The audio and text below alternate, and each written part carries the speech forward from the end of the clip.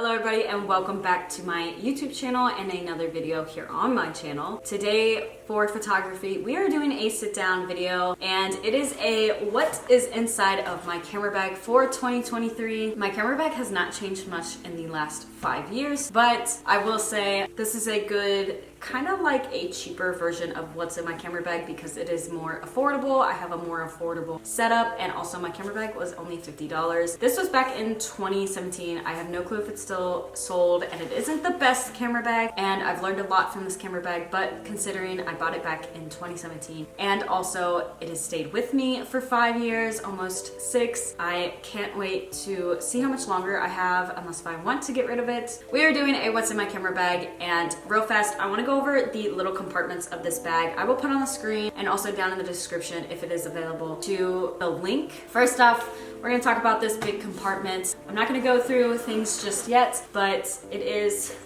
a pretty deep, I can get a lot of stuff inside of there. So it is something that I used to stick clothes inside of when I would spend the night, just like one night. It's not very big. I would spend the night at my grandma's house and do a bunch of photography over there. There's also this little section for USB cards and batteries. It has a little zipper as well. Inside of this big pocket, it does have 2 side pockets along with the zipper that goes across this actual lid. This side pocket is great for carrying certain smaller objects that you don't necessarily need access to all the time. I use it mainly for something that has to stand more upright, or at least I would like it to stand upright just in case it does leak.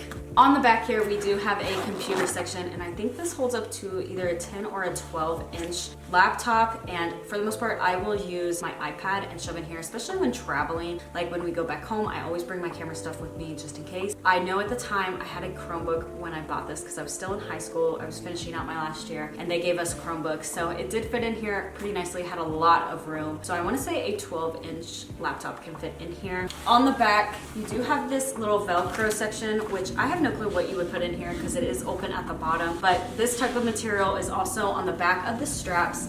At any given time, I pretty much have anywhere from 20 to 40 pounds in this camera bag, so it is not necessarily the lightest, but it's not the heaviest, and the straps have held up for the most part over the 5 years. I do have a little bit of ripping from this top fabric, but other than that, they are in good condition. I don't see any threads coming off from like the top of the straps, and for me personally, it is heavy, but it doesn't necessarily dig in. I used to wear this all the time with just tank tops in the summer, so it did kind of get like a little itchy with the weight digging in, but it wasn't unbearable. It wasn't anything that like I had to put down. Like I said, this isn't the best camera bag, but it's also, for the price, probably not as bad as it might seem. On this side of the camera bag, we do have the tripod section, and I loved this in the beginning. I loved having the tripod here, but I can also understand why having some camera bags that have it down at the bottom of the camera bag for the tripod is a lot better because of weight. I can tell when it comes to packing things, when I go to turn around, sometimes I will smack my tripod on the door frame or whatever I'm standing next to. So having it on the side isn't always the best. It also makes it uneven, and sometimes when it's sitting up, it just won't sit up correctly because of the tripod I do have. Now, it is a cheap, because I broke my other one, it is a more cheap like Vivitar. It's all plastic and it's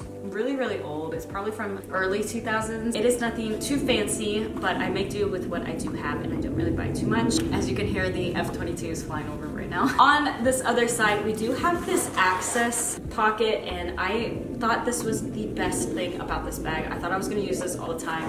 I honestly have never hardly used it because when I was carrying my bag around, when I would be in the woods and I would try to grab my camera, I honestly couldn't get it out that well. So I don't know if it was just more user error or if it's how I had it packed. I probably won't be buying a bag just because of the side access anymore. And then lastly, we do have this main section, and since I have my camera in here, it's a little bit not as supported, but it does have 2 pockets over here, if you can see, and then this is like the move around section. Now that I showed you my camera bag, let's go ahead and hop into what all I do have inside of my camera bag. I am gonna start with this top section, and this is gonna be, I feel like, a lot of random stuff for the most part, but there are some important things. First off, We're gonna start with this little zipper, and I just have the cleaning cloths and then also instructions for my speed light. I do keep instructions. My Canon 80D, I don't have the instruction book with me. It is 2,000 miles away back in my mom's home. So I do keep instructions even though I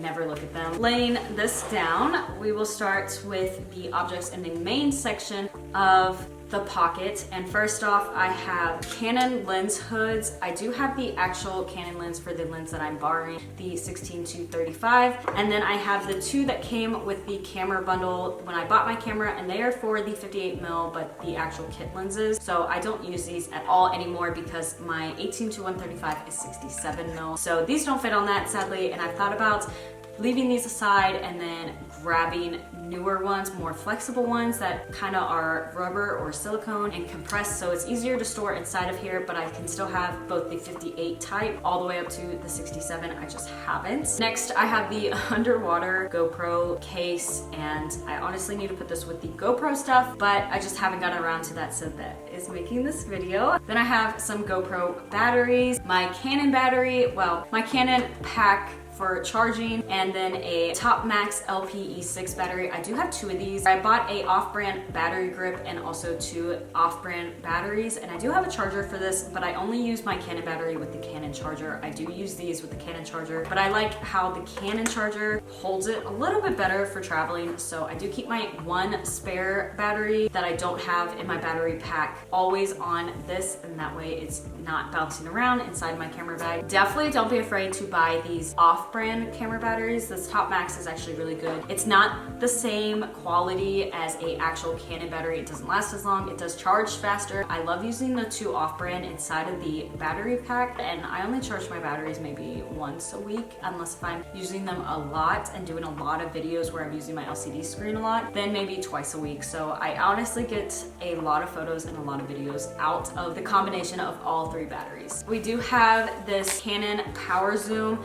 The only downside to this is the fact that it does only fit on one of my lenses, or it is only compatible with one of my lenses. It is the 18-135, and also it does take 4 AAAs, so that kind of, if you're using it a lot, it does kind of get a little bit annoying unless you're using like rechargeable AAAs. It is very fun to use. I like it. I don't use it as much as I probably should. I'm sure you've probably noticed in some of my videos, but I do love it a lot. Super easy to attach. All you need is literally batteries, and this thing has made some of my videos super smooth while zooming. So if you don't have one, I'm pretty sure they're only around $50, so I can link one from Amazon. Definitely, if you're doing a lot of zooming in and out, pick one up. It will help you so much. The next thing that isn't necessarily important is I bought off of Amazon a couple different screen protectors, glass ones for my LCD screen. This is something that probably needs to be taken out because I only have certain filters that do fit on the lenses that I do use, but these are for the kit lenses, and this is a little filter pack, mainly with like a warm tone or a warming, a fluorescent, a couple different rings, and some other filters. So I don't honestly use these as much. These are the ones that I got with my camera bundle. I've thought about getting a different case and getting more ND filters and polarizers and stuff like that for the lenses that I do, like the sizes that I do have. I just haven't gotten around to that. It's not as important because I do have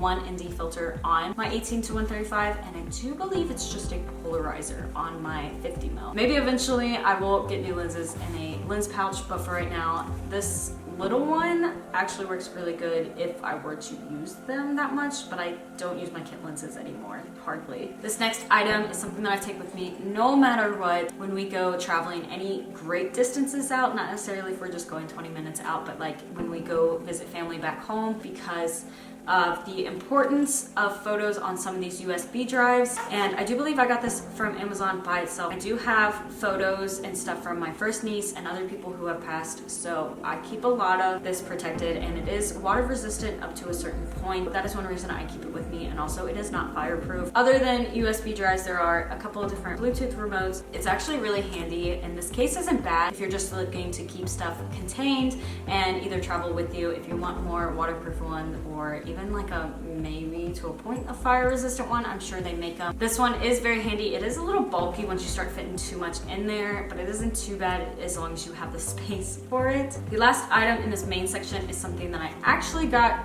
technically for free. It is just a power bank, a FedEx one. And while I worked at FedEx, I got Employee of the Month and they gave me like 50 bucks to buy whatever I wanted from their website. So I bought a power bank, and last time I charged it, I'm pretty sure it was when I worked at FedEx. Standing up my camera bag, we do have these two pockets. On this side, I do have a flashlight. I do keep in my camera bag just in case I try to do astrophotography, try and do car photos. I found that this isn't as good unless we're really far away. Love using this though because of how far it does go for astrophotography. Next thing is just a little cleaning tool. Nothing too fancy. It just has the brush on one side and then like the foam pad on the other. And then on this pocket over here, I'm not gonna unravel this, but this is the protective raincoat for my camera bag. I like this except for sometimes I wish it had its own bag to put in instead of like this little pocket on itself. With this little pocket, I don't honestly use this too much, but I do have a couple extra batteries in this little zipper pocket, and then I do have some cases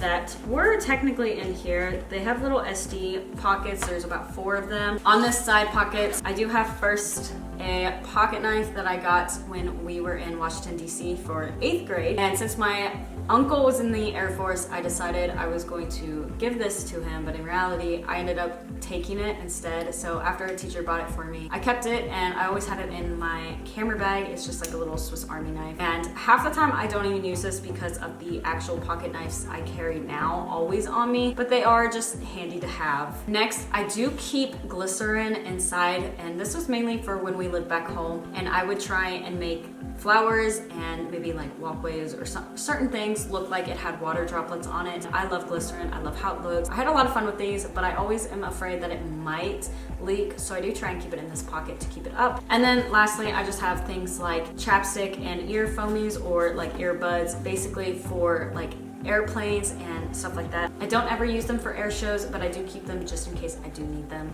And now we'll move into the main section of the camera bag, and I'm not going to necessarily show it as much as just take stuff out because of having to have it down on the table. First, if we do open up and we stay on this side section, we do have these 2 Velcro pockets. I don't keep too much in here. I need to go through and honestly organize, get rid of, move stuff around. I do have, for whatever reason, more batteries. I do have a stand for my speed light. Then I do have a level that you can put in the hot shoe. I've used this a few times, but my tripod that I do have has about 4 different types of levels built into it, so I don't use this as much, and I also will try to use the level inside of my Canon. Lastly, I do have a lens cap and then like the backing for the macro ring that I do have with my kit lens. I just keep this stored in here so it's not loose, banging around with other stuff. First lens that I'm going to take out is the 16-35. I will eventually give this back so then we can make more room for all of my stuff so it's not just randomly placed in there. But I have been using this kind of a lot. I use this a little bit to film videos, but currently I am using the 18-135 with my Canon D, so those 2 spots are taken up. I also do have a little ring light for macro on right now, which also is being taken up, and I can list that. That usually stays somewhere in this bag if I can fit it in there. The next lens is the 55-250. It is the kit lens, and I keep this because this comes in handy. If I take my whole camera bag every once in a while, I need something more than 135 mil, so I will grab this every once in a while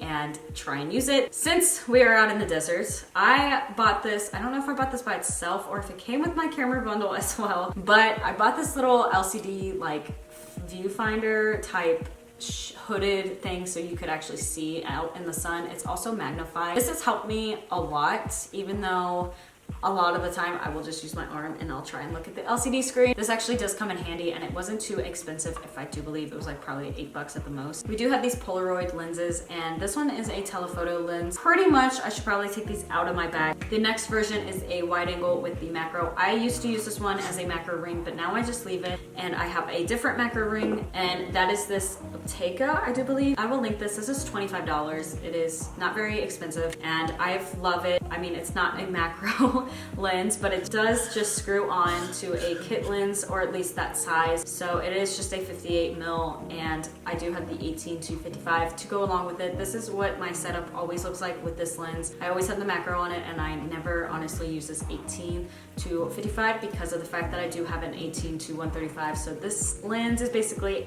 obsolete, and if it wasn't for the macro only fitting on this, then I might if I had a bigger ring, I might have put it onto the 18 to 135 and gotten rid of this lens. The last lens I have is the 50mm. This is the 1.8. I love this 50mm, except for that it does not have image stabilization, but the quality of it is so nice. It's pretty cheap. I'm pretty sure it's around $150. It's not too expensive. I have this little SD card case, and I've been meaning to honestly get another one because I am filling this one up. I have a lot of these like plastic cases with the XD cards. This is very handy, and this is also something that comes with me everywhere that I go. I want to get one specifically for micro SD cards. I have these viewfinder eyepieces, like replacement ones. I accidentally lost one, and then I had to order some of these just like probably 2 years ago. It wasn't very long ago. And then I was doing really good, and when we were at Huntington Beach last year for the air show, I ended up knocking one off, and then I had to go the rest of the air show with no eyepiece, and that was kind of obnoxious. So I do keep two just in case, and that way if I for some reason have to replace this one, I do still have a backup. Back before phones became multiple camera lenses, I had this little pouch, and it did work with the iPhone XS Max. I have no clue with the Samsung S22 that I do have now. I have not tried it, but I had little phone lenses that have macro. There was wide angle, fisheye, and quote unquote telephoto. I had a whole bundle of them, and I used to use these a lot. They were really cool, and I loved using them, but yeah, I don't think they work anymore. Now that phones have like 4 different camera lenses. I do have this little diffuser for my flash along with the backing for the battery. So I put like the lenses and stuff on top and in here so that it is more contained and I don't lose this, because you can't turn on your camera unless you have the battery pack in, or unless you put this back on because it needs this. The camera battery charger, and this is for the off-brand, the Top Max, and as you can see, the batteries sit in vertically like this. So that is why I like carrying the other batteries. I will still carry this pack around if I need to charge all 3 at once. And lastly, inside of my camera bag is my flash. I tried using this a bunch. I used to use flashes more when I was like in weddings, but I just haven't used it as much. This is the, I do believe, Noyer Speedlight in W670, and I like it. It has a built-in diffuser, and it's got 2 different separate ones. It's got like a white, and then it's got like another one. But the problem is I get scared that that's gonna get stuck in there, because it has, and I had to fish it out, and it's not fun. This is a Speedlight that has the TTL, and that is one reason I really wanted it. It was a really good flash. It still is. I just don't use it. I have no need for it. I feel like right now I would like to get more into using flash. I know I challenged myself years ago, back in like 2019, trying to use it. So this is something that I would like to maybe do more challenges with later. This was a cheaper option. I do believe I paid like $180 for this compared to a Canon Speedlight that was like $500, and that was more because I was doing weddings and portraits and other things at the time, and I was getting paid for that, and now I don't do any of that, and I just do photography as a hobby. That is my whole camera bag setup, and like I said, I know it's not the best setup, and I know it's not the most expensive setup. It's more of like a budget-friendly, realistic, for kind of people who are more hobby. And I did try and get into photography a little bit more, and I was getting paid, but with us moving all the time, I just quit and made it just a hobby. I hope you guys enjoyed this video so much, and thank you all for clicking on this video, for watching it. Be sure, if you do watch my videos, to subscribe, to leave a like, to leave a comment, become a part of my YouTube channel. I can see for the most part that a lot of people who watch my videos are not subscribed, so definitely do subscribe. It does help me out a lot, and I am very thankful. If we are still currently at 600 subscribers, that I do have 600 subscribers, that is amazing, and thank you so much. I know it's not the most, but it's also a lot, so thank you